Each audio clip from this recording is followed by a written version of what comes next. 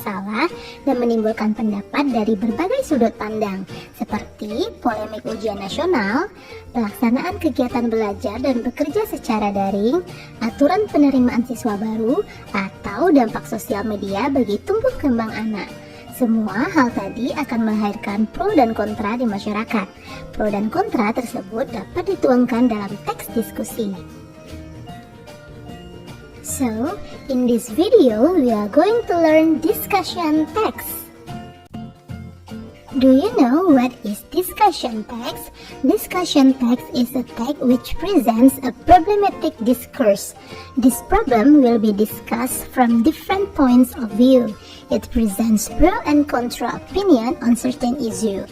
Teks diskusi merupakan teks yang mengangkat suatu masalah untuk dibahas dan diperbincangkan dengan sudut pandang yang berbeda-beda.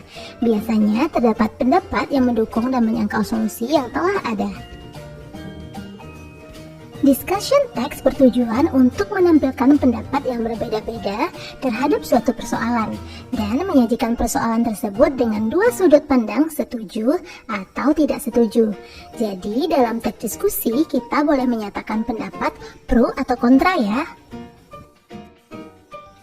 Nah, untuk membedakan discussion text dengan jenis teks yang lain, discussion text memiliki generic structure berikut. First, issue, stating the issue which is to be discussed. Struktur kerangka pertama adalah isu yang menyatakan topik atau persoalan yang akan dibahas. Second, argument pro, presenting the point in supporting the presented issue. Bagian ini menampilkan poin yang mendukung topik yang sedang didiskusikan. Third, argument cons, presenting others' point which disagree to the supporting point. Bagian ini menyajikan gagasan-gagasan yang menentang persoalan yang sedang dibahas.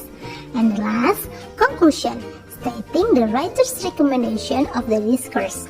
Bagian penutup ini berisi saran dari penulis tentang topik diskusi.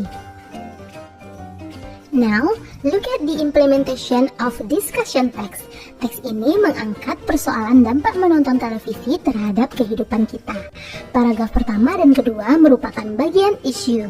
Pada bagian ini biasanya berisi kalimat umum untuk membuka dan mengenalkan masalah. Paragraf ketiga, argument cons. Pada paragraf ini dinyatakan dengan the bad effect most people say our TV make us lack of movement. Paragraf keempat, argumen pro, dinyatakan dengan television has a good impact.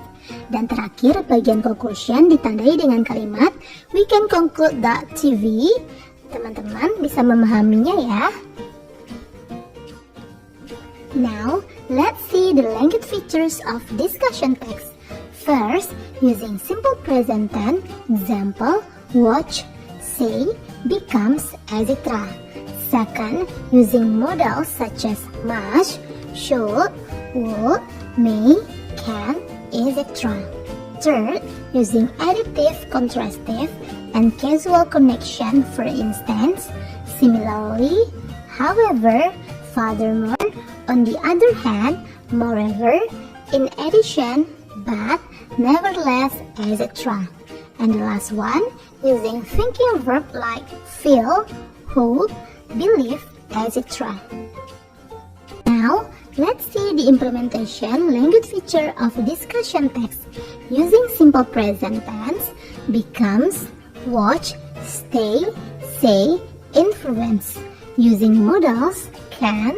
Using additive, contrastive, and causal connection, but. Using thinking verb, now. Do you get it?